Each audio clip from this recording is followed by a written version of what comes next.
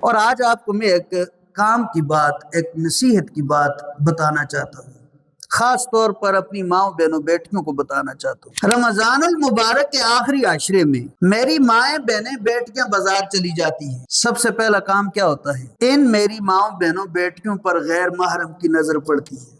غیر محرم کی نظر پڑنا رمضان کے علاوہ بھی گناہ ہے، اور رمضان میں تو اس کی شدت میں مزید اضافہ ہو جاتا ہے۔ تو پہلی بات تو یہ ہے کہ خواتین بازاروں کا ویسے بھی رخ نہ کریں، اپنے مردوں کے ذریعے شاپنگ کریں۔ آپ کے جو شوہر ہیں، آپ کے جو بھائی ہیں، جو آپ کے لیے اتنا بڑا مکان بنا سکتے ہیں، اس مکان کے دروازے بنا سکتے ہیں، اس مکان کو رنگ کروا سکتے ہیں، اس مکان کے واش روم بہت اچھے طریقے سے تیار کروا سکتے ہیں، میں سمجھتا ہوں یہ مرد حضرات خواتین کے کپڑے بھی خرید سکتے ہیں۔ تو میری اپنی ماؤں بہنوں بیٹیوں سے گزارش ہے، کوشش کریں خود بازار ہی نہ جائیں۔ آج کل سہولیات ہیں، گاڑی کی سہولت ہے، موٹر سائیکل کی سہولت ہے، اپنے گھر کے کسی ذمہ دار سمجھدار فرد کو بھیجیں، موبائل ہیں ہر ایک کے پاس، وہ جا کر آپ کے لیے سوٹ پسند کریں، 3 4 5 6 سوٹ پسند کریں، گھر میں لانے کی ضرورت ہی نہیں ہے، وہیں سے ان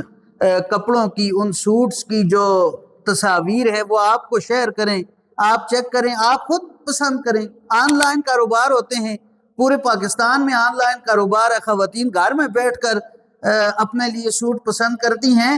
تو آپ کا تو شوہر بازار گیا ہوا ہے، بڑا بھائی بازار گیا ہوا ہے، آپ کا بیٹا بازار گیا ہوا ہے، آپ اس کی بھیجی ہوئی تصاویر میں سے کسی ایک کو پسند کر لیں اور اپنے لیے کپڑے خرید لیں۔ اس میں واپسی بھی ممکن ہے، اگر آپ کو گھر آنے پر پسند نہیں آیا، اسی بیٹے کو آپ دے کر واپس بھیجیں، بازار سے واپس ہو جائے گا، تبدیل ہو جائے گا۔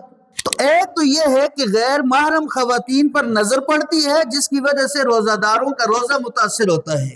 اس لیے میری اپنی ماؤں بہنوں بیٹیوں سے گزارش ہے، خدا را رمضان المبارک میں بازاروں کا رخ نہ کریں۔ دوسری بات، جب رمضان کے آخری عشرے میں خواتین بازاروں کا رخ کرتی ہیں تو بازار میں رش بڑھ جاتا ہے۔ اس دوران جو چیز 100 روپے کی ہے، دکاندار اس رش سے، اس ہجوم اور بھیڑ سے فائدہ اٹھا کر وہی چیز 200 روپے کی دے دیتا ہے۔ تو اس شاپنگ کا فائدہ یہ ہوگا کہ آپ کو اچھی قیمت میں چیز ملے گی، مناسب قیمت میں چیز ملے گی، رعایتی قیمت میں چیز ملے گی۔ آپ ایک دکان پر جائیں، وہاں چیز پسند نہیں ہے، دوسری کے پاس جائیں، تیسرے کے پاس جائیں، چوتھے کے پاس جائیں۔ تو اس طرح آپ اچھی قیمت میں بارگیننگ کر کے مناسب اور رعایتی قیمت میں اپنے لیے کپڑے اور اپنے بچوں کے لیے کپڑے خرید سکتی ہیں۔